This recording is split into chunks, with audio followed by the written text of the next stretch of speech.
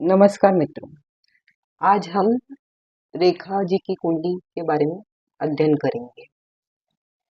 रेखा जी की कुंडली में सबसे पहले हम राहु ग्रह को देखते हैं।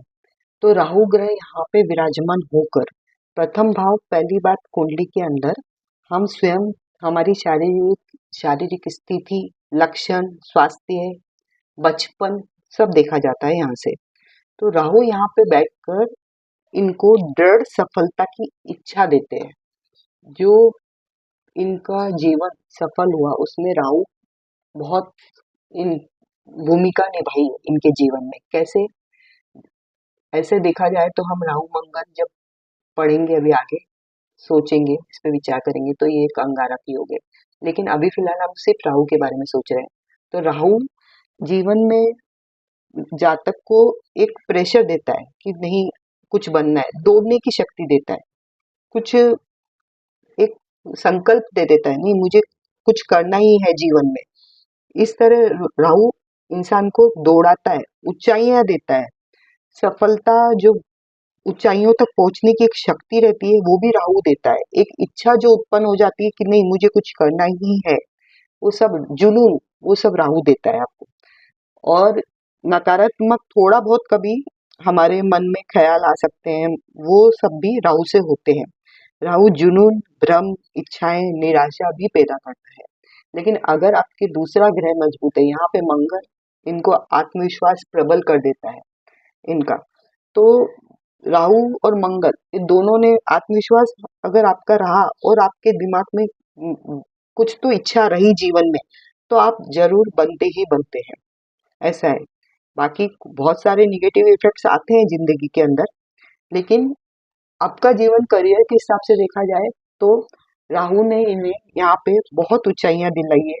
गुस्सेल स्वभाव थोड़ा हो जाता है जब उसका दशा अंतरदशा आती है, तब मानसिक तनाव थोड़ा रहता है प्रथम भाव में अगर राहु विराजमान हो तो।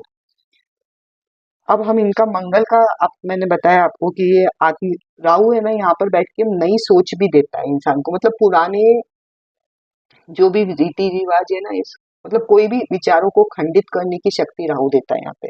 कुछ नया समाज के सामने लाने की, नई सोच लाने की, ये भी राहु की शक्ति रहती है प्रथम भाव के अंदर। अब राहु अगर धनु लग्न में है, मैंने ऐश्वर्या राय जी की कुंडली में बताया है, आप पे उसमें जाकर देखिएगा। राहु अगर धनु लग्न में पुरुष राशि में, अब ये राशि धनु लग्न की पुरुष राशि है, तो अगर यहाँ बैठते हैं तो दो विवाह करवाते हैं। ऐश्वर्या राय जी की भी कुंडली में है, लेकिन वहां पर यहाँ उनके साथ वाले ग्रह अलग हैं। तो अभी तक उनका बहुत कुछ सपोर्ट है, उनके भी कुंडली में शायद यहाँ पर केतु है, तो उनका ठीक चल रहा है क्योंकि उनको सपोर्टिव ग्रह है दूसरे, मीन्स कोई ना कोई अच्छा ग्रह उन पे दृष्टि डाल रहा है। लेकिन अगर राहु धनु लग्न में राहु यहाँ बैठे हैं और इसके साथ ये मंगल, तो मंगल ऑलरेडी अंगारक जो भी बोलते हैं ना, इनके जीवन में अंगारक योग है। तो ये अंगार के जैसे जीवन बहुत बार हुआ है इनका, जैसे ज्वलित जीवन बोलते हैं, जैसे हमारी जिंदगी में आग लग गई ऐसा जीवन।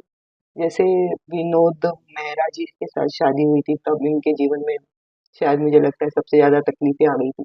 दूसरी दूसरी शादी के टाइम भी वैसे ही बहुत कुछ हुआ था। तो वो कैसे वो क्षण होते हैं ना जीवन में, वो अंगार पैदा कर देते हैं अपने जीवन में। तो ये राहु मंगल अंगारक योग की वजह से, यही दोनों दो ग्रह हैं जो इनको ऊंचाइयों पे भी पहुंचाया अपनी अपनी क्वालिटी के कारण। और यही दो ग्रह बहुत बार तकलीफ भी देते हैं। तो ऐसा हमारी कुंडली में कभी भी आपको यदि ऐसा लगता है ये ग्रह मेरे यहाँ पे बेकार है, ये ग्रह बेकार है, तो याद रखिए जो बेकार ग्रह रहता है, अशुभ ग्रह रहता है, अशुभ जगह पर भी बैठा हुआ हो तो भी वो ग्रह आपकी जो कुंडली में कुछ अच्छाइयां भी करता है। जैसे काल सर्प दोष की कुंडली रहती है, मैंने बहुत उस पे भी वीडियो बनाया हो, देखिएगा कि उसमें रास्ते पे आकर भी वो आपको राज्य दिला सकता है, रंग से राजा बनाने की कुंडली है काल सर्प दोष। जबकि उसमें सारे ग्रह बहुत तकलीफदायक रहते हैं, बहुत ज्यादा तकलीफ, लेकिन फिर भी अच्छा करते हैं। तो संघर्ष हमारी जिंदगी में, इसका मतलब मीनिंग ऐसे ही निकलता है, संघर्ष हमारी जिंदगी में हमें अच्छे कार्य करने की राह भी देते हैं। तो ऐसा नहीं है कि हम कभी भी ज्योतिष देख को कर आपको डरना नहीं है कि हमारे कुंडली में यहाँ केतु बैठा है अब ऐसे ही होगा, ऐसा नहीं रहता है। केतु यहाँ पर बैठ के बहुत जिंदगियों में तकलीफें करता है, लेकिन अगर शुभ ग्रहों की दृष्टि हो सप्तम भाव पर तो कुछ तकलीफ नहीं होती है केतु के बैठने के बावजूद भी। तो मैंने ये केवल पॉइंट आपको इसलिए समझाया कि कभी भी कोई ग्रह को देख के डरिए मत। ये सब आखिर तो ये सब हमारा ही कर्म है, तो फिर डरना किस चीज से। तो अभी हम बात कर रहे थे मंगल की। तो यहाँ पे राहु मंगल अंगारक योग बनाते हैं, तो बहुत कुछ अशुभ चीजें उनके जीवन में हुई जो नहीं होनी चाहिए थी शादी के बाद। राहु इच्छाओं की पूर्तियों का भी है। तो कैसे यहाँ राहु जहाँ भी बैठे वहां पे उस जन्म की इच्छाएं हमारी पीछे की अधूरी रह जाती है, वो पूरी करने के लिए हमें भ्रम भ्रम बोलते हैं ना, भ्रम में डालता है। मतलब हमारा जीवन अलग चल रहा है, राहु हमें अलग दिशा में ले जाता है। तो ये ऐसा है कि हमारा पिछले जन्म में वो कुछ छूट गया है, वो हम पूरा करने को चाहते हैं। भले वो समाज की दृष्टि से सही है या नहीं है, लेकिन वो हमारे पिछले जन्मों के कर्म ही हमारे साथ आते जा रहे हैं, ऐसा है। तो राहु इस तरह यहाँ पे बहुत सारी इच्छाएं पूरी करने के लिए हमें कभी कभी, इनकी कुंडली के बारे में नहीं बोल रही हूँ, कि कभी कभी बुरी अवस्था में भी पहुंचाता है, कि मतलब हमें कुछ तो भी करना रहता है, अच्छा या बुरा वो कभी कभी ध्यान नहीं रहता है हमें। तो इस तरह राहु का हमने यहाँ पे विश्लेषण पढ़ लिया। अब हम शुक्र ग्रह के बारे में पढ़ेंगे। 12वें भाव में शुक्र इन्हें, ये राहु और मंगल और इसके साथ शुक्र भी इनके साथ बहुत अच्छे रहे, क्योंकि 12वें घर का शुक्र इनको उदार, बड़े दिल का, तेजस्वी, वैभवशाली, बहुत सारे फ्रेंड्स इनके हैं और इनको एक सम्मान दिलाता है। सबसे बड़ी बात, वैभव ऐश्वर्य सब मिला इनको, लेकिन एक सम्मान की दृष्टि से लोग आज भी रेखा जी को देखते हैं। और रहा उनका तेज जो वो शुक्र ग्रह यहाँ पे बैठ के उन्हें दिलाता है, उनके चेहरे पे एक प्रेम झलकता है, इनकी आंखों में एक प्रेम झलकता है। तो वो सब यहाँ पे शुक्र ग्रह की वजह से है उनके जीवन में। और 12वें घर में बैठ के शुक्र वैवाहिक जीवन में भी समस्या पैदा करता है। और यही शुक्र मैं आपको बताना चाहती हूँ, यदि 2 या 7 घर में होते उनके, तो जीवन उनका कुछ बहुत अलग हो जाता। ये 8 नंबर पे है। यदि ये खुद की राशि में शुक्र होते 2 नंबर में या 7 नंबर यहाँ पर होता, तो उनका जीवन, या फिर यहाँ पर हो जाते समझो, तो लाइफ जो अगर उन्होंने जीवन में किसी को चाहा तो वो उससे शादी कर पाते थे, प्रेम विवाह हो सकता था, विवाह भी बहुत अच्छे चल जाते थे। यदि शुक्र की अपनी पोजीशन खुद के घर में हो तो वो उच्च का हो जाता है, वो अच्छे परिणाम आपको देता है। अब यहाँ पर हम केतु के बारे में विचार करेंगे। केतु सप्तम भाव में बैठ के, बहुत राशियों में ये केतु सप्तम भाव में बैठ के दाम्पत्य जीवन में तकलीफ देता है। तो यहाँ पर कैसे विचारिक मतभेद हो जाते हैं आपके। और केतु का यदि हम विश्लेषण करें सिर्फ केतु का, तो केतु जो भी घर में बैठा है वो घर को हम मतलब भोग कर आ चुके हैं। तो केतु वहीं पे बैठता है जिस घर की, मतलब अब आपको इस जन्म में आपके कर्मा सपोर्ट नहीं करेंगे, या तो आप भोग चुके हो या आप गलत भोग चुके हो। तो दोनों में से कुछ भी हो सकता है। या तो वो आपको वो सुख नहीं देगा, वहां से डिटेच करता है, क्योंकि वो सुख आपके जीवन में लिखा हुआ नहीं है, तो वो वहां से डिटेच करता है। लेकिन ऐसा नहीं है, डिटेचमेंट करता है, अलगाव करता है, मतलब शादी विवाह इन चीजों में एक समय के बाद इंटरेस्ट नहीं रहता है, ऐसा सब केतु यहाँ पे बैठ के करवाता है।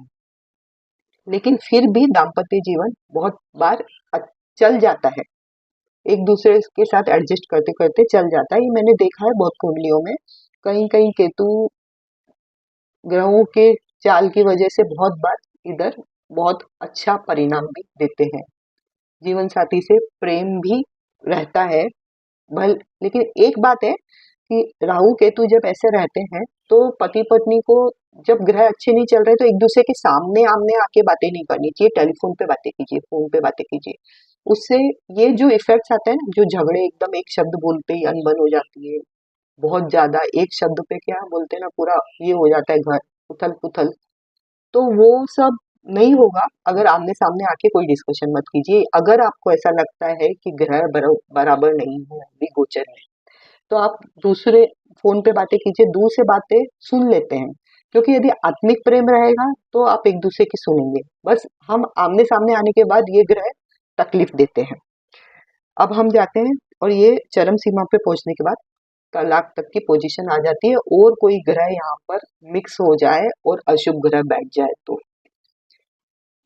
अब दशम भाव का सूर्य आपको यहाँ पे प्रसिद्धि, बुद्धिमान, विद्वान, आत्मविश्वास हमेशा रहता है। सूर्य तो खुद ही मतलब आत्मा का कारक है।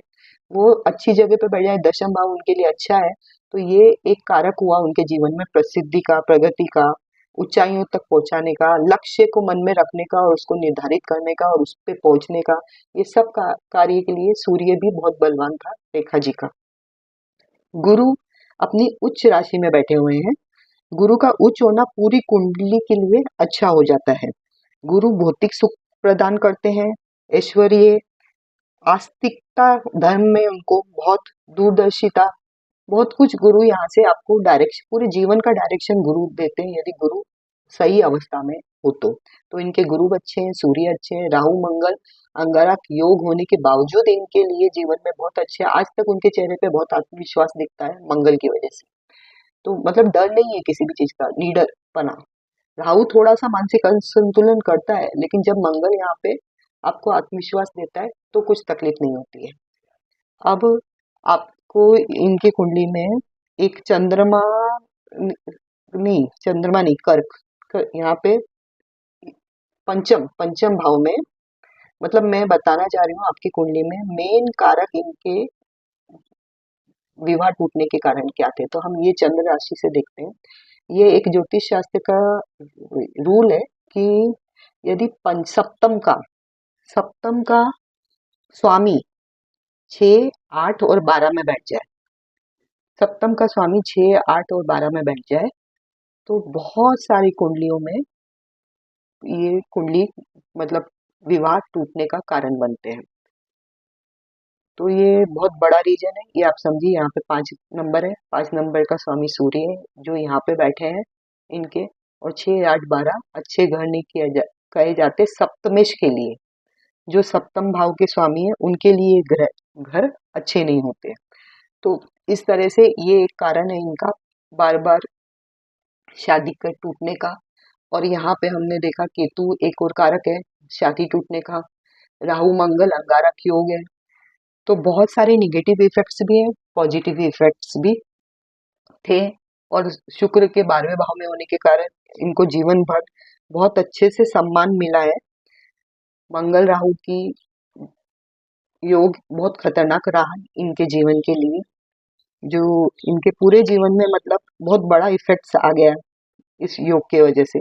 केवल एक शुक्र यदि 2 साथ में बैठे होते अपने खुद की राशि में, तो जीवन इनका कुछ अलग हो जाता, पूरा जीवन का चैप्टर ही चेंज हो जाता था, केवल एक शुक्र ग्रह थोड़ा सा सपोर्टिव होते तो। इस तरह मैंने इस कुंडली का आपके सामने रखा है विश्लेषण, और मैंने आपको ये बता दिया है कि हमें कुंडली को देख के कभी भी डरना नहीं है, कभी भी अपनी कुंडली को देख के, क्योंकि कुंडली को आप पूरा विश्लेषण नहीं कर सकते जल्द। अभी मैंने इतना किया, इसमें बहुत सारे ग्रह छूट गए हैं, बहुत सारी दृष्टियां छूट गई है, क्योंकि वो 1 घंटे का वीडियो हो जाएगा। तो कैसा है, आप एक ग्रह को देख के कभी भी जीवन में डरिए मत कि यहाँ पे बैठा है तलाक हो जाएगा, यहाँ पे बैठा है शादी टूट जाएगी, या फिर प्रेम विवाह टूट जाएगा। ऐसा कुछ नहीं होता है। अभी मेरे सामने इतनी कुंडलियां हैं जिनके यहाँ पे ग्रह बहुत गलत बैठे हुए हैं, उसके बावजूद भी शादियां चल रही है। तो बहुत सारे ग्रह हमें सपोर्ट भी करते हैं। शुभ ग्रह जब सपोर्ट करते हैं सप्तम भाव को, तो बहुत कुछ अच्छा भी होता है हमारे जीवन में। धन्यवाद, बहुत बहुत आभार।